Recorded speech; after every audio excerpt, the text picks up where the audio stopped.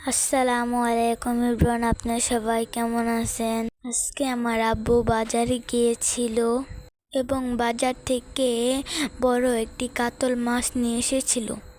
মাছটি কিন্তু আমাদের পদ্মা নদীর মাছ খেতে কিন্তু খুবই স্বাদ। আপনারা কে কে পদ্মা নদীর মাছ খেয়েছেন কমেন্টে জানাবেন। আজ আপনাদের আস্ত মাছটা দেখাতে পারলাম না। মাছটি যেহেতু বড় ছিল তাই আব্বু মাছটি বাজার থেকে কেটে নিয়ে এসেছে। যে কোনো বড় মাছ ভাজা ভুনা খেতে পছন্দ করি, তাই আম্মুকে বললাম আজকে মাছটি ভুনা করে দাও। এখানে আপু মাছগুলো নুন হলুদ দিয়ে মাখিয়ে নিচ্ছে। কড়াইতে প্রথমে তেল দিয়ে দিল। তেল গরম হওয়ার পর আপু একটা একটা মাছ দিয়ে দিচ্ছে।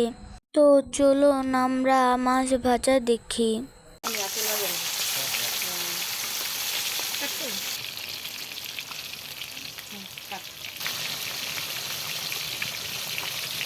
মাছগুলো ভাজা প্রায় শেষের দিকে।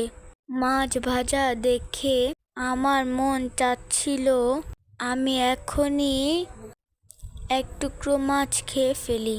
পরে খেলাম না। এখন যদি এক পিস মাছ খেয়ে ফেলি তাহলে মাছ ভোনার পর আমার ভাগের একটা মাছ কম পড়ে যাবে। হায় হায়, মা তো মাছ ভুনার জন্য যে সকল মশলা প্রয়োজন তা দিয়ে দিল।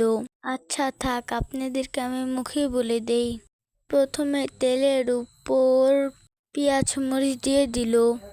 পেঁয়াজ মরিচ একটু ভাজার পর এর মধ্যে আদা রসুন জিরা পেঁয়াজ বাটা দিয়ে দিল। তারপর এখানে হলুদ মরিচ লবণ দিয়ে দিল। লবণ আপনাদের স্বাদ মতো দিয়ে মশলাগুলো ভাজার পর একটুখানি পানি দিয়ে দিল। এরপর মাছ ভুনার জন্য আরো পানি দিয়ে দিল। মশলাগুলো জাল হওয়ার পর ভাজা মাছগুলো মশলায় দিয়ে দিল। আর একটু জাল দিলে আমাদের মাছ ভুনা তৈরি। এভরিওয়ান, আমার রেসিপি বলার সাথে সাথে কিন্তু আম্মুর রান্না হয়ে গিয়েছে। এখন আমি আমার পছন্দের মাছ ভুনা দিয়ে মজা করে দিনাজপুরের কাটারি ভোগের ভাত খাবো। আজকের ভিডিও এখানে শেষ করছি।